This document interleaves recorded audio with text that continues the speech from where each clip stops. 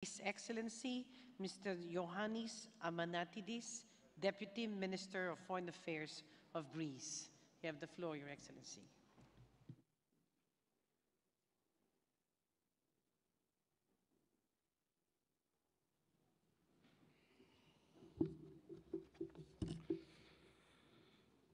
Madam Director General, Mrs. President, Excellencies, dear colleagues, ladies and gentlemen.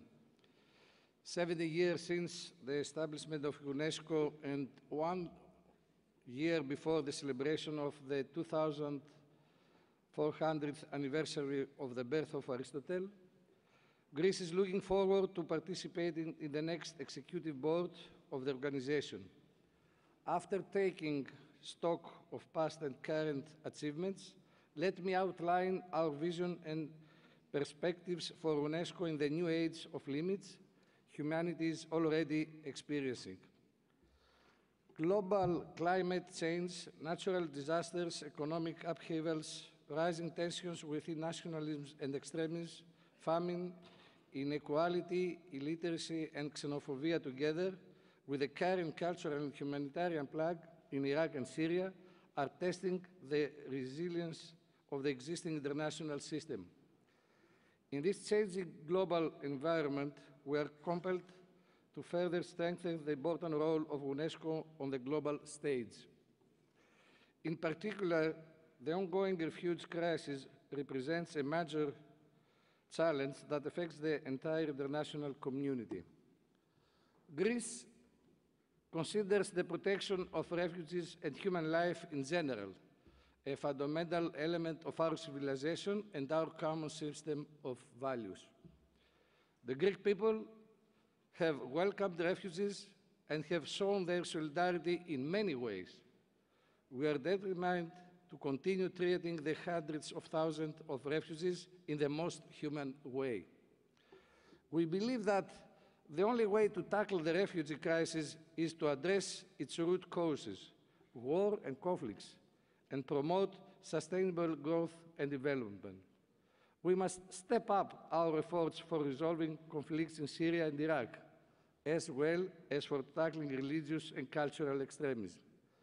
To this end, Greece took the initiative to organize and host last October an international conference on religious and cultural pluralism and peaceful coexistence in the Middle East.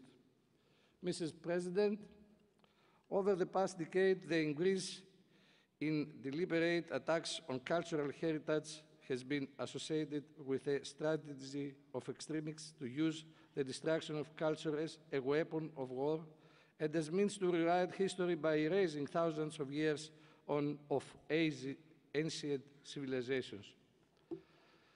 This strategy is associated with the use of new technologies and communication tools in order to spread hatred far beyond the borders of existing battlefields.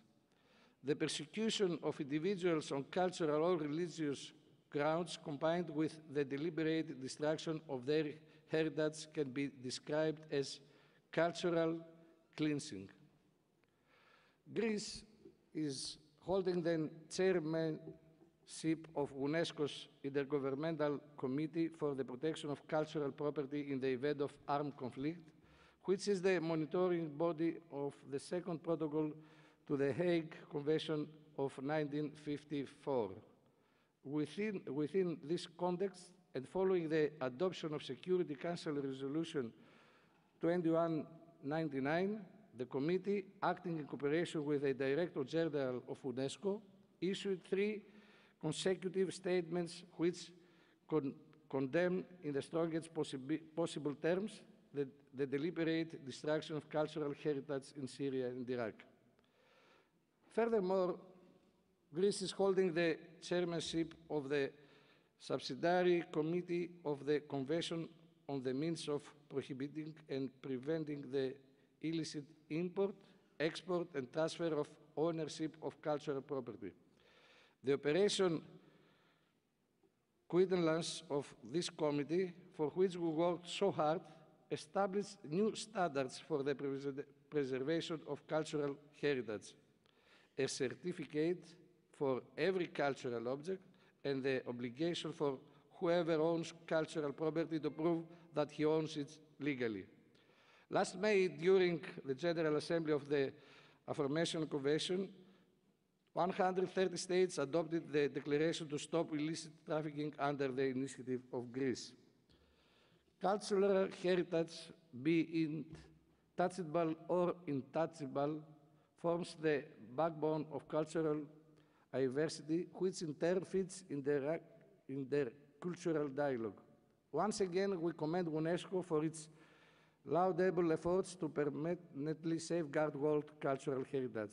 I note in particular the memory of the World Committee's recent decision to inscribe the Derveni Papyrus, the oldest book in Europe, on UNESCO's International Register.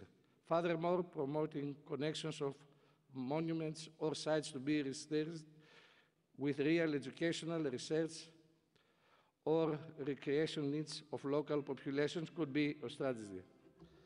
At last, professing these principles, UNESCO as a specialist international organization should indeed be assigned the role of strategic supervision of the dialogue of civilization worldwide. Thank you for your attention.